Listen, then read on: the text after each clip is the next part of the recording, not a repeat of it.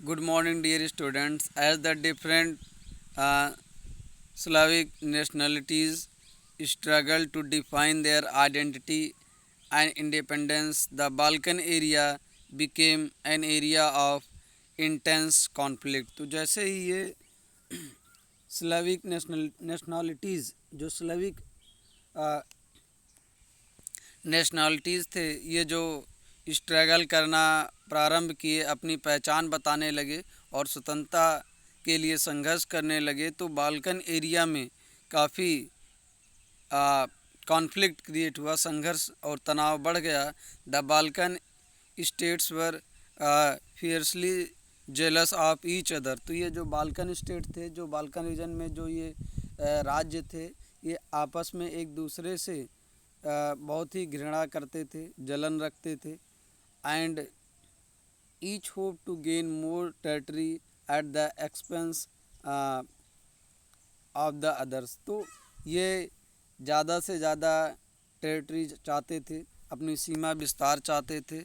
Matters were further complicated because the Balkans also become the scene of big power rivalry. During this period, there was intense rivalry among the European powers over trade and colonies, as well as a naval and military might. तो इस period में इस क्षेत्र में काफ़ी आपस में संघर्ष क्रिएट हुआ था और ये अपने आप को स्ट्रांग करना चाहते थे।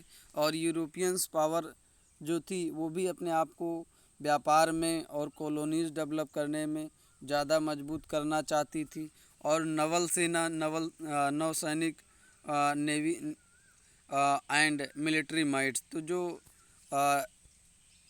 सेना के विस्तार में ये जो नेवी, जो जिसको हम कहते हैं जल सेना में विस्तार, और मिलिट्री माइट्स थल सेना में भी विस्तार चाहती थी। Their rivalries were very evident in the way the Balkan problems unfolded. Each power, Russia, Germany, England, Austro-Hungary, was keen uh, countering countering the hold of other powers over the Balkans. ये जो European powers थे, रसिया, Germany, England, Austro Hungary, ये लोग भी Balkans area पर अपना power जताना चाहते थे। And extending its own control over the sea, और ओवर द सी अपने सीमा विस्तार करना चाहते थे समुद्र पार। This led to a series of wars in region and finally the first world war. तो इसे बाल्कन रीजन में काफ़ी टेंशन क्रिएट हुआ और ये फर्स्ट वर्ल्ड वार को जन्म दिया।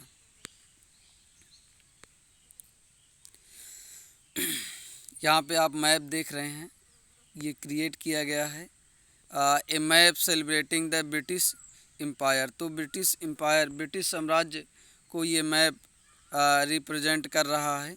इसमें एट द टॉप पे angels are shown carrying the banner of freedom.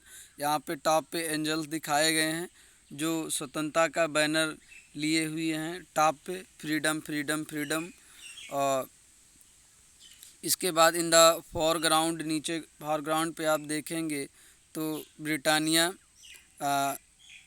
The symbol of British nation, ये ब्रिटिश नेशन की प्रतीक हैं। Is a triumphantly sitting over the globe. तो ये पूरे ग्लोब पे बैठी हुई हैं, पूरे विश्व पर विजय प्राप्त करने की इच्छा से। The colonies are represented through image of tiger. और जो कॉलोनीज़ थे, जो उपनिवेशवाद थे, जिनको गुलाम बनाया गया था, उनको जंगली जानवरों द्वारा रिप्रेजेंट किया गया, जैसे tigers, elephants, forest and primitive people, और आदिमानव के रूप में दिखाया गया है। मीन्स ये लोग पिछड़े हुए हैं। The domination of the world is shown as the basis of Britain's national pride. इसमें ब्रिटिश का प्राइड शोन किया गया कि ब्रिटिश कैसे अपने आप को पूरे विश्व में मजबूत बताता था इस मैप के थ्रू, और पूरे विश्व को कोलोनाइज करना चाहता था। Nationalism aligned with imperialism.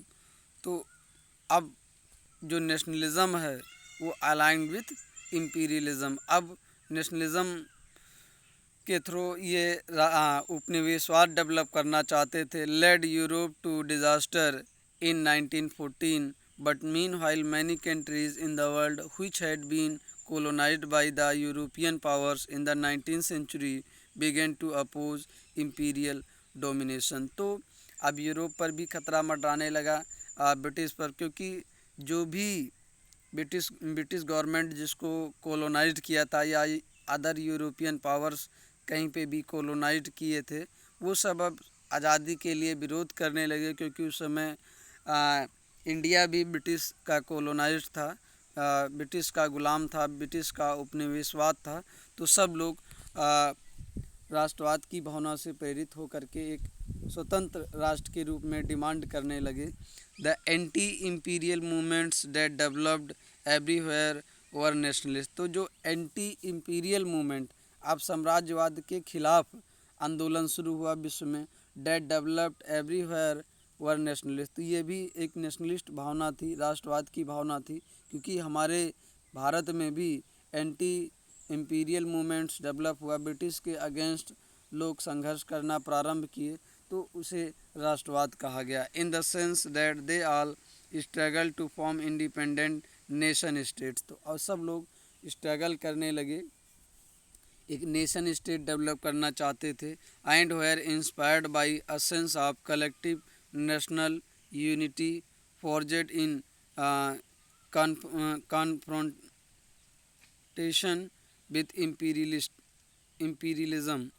European ideas of nationalism were nowhere replicated, for people everywhere developed their own specific variety of nationalism. तो हर जगह हर उपनिवेशवाद पे राष्ट्रवाद की भावना डेवलप हुई।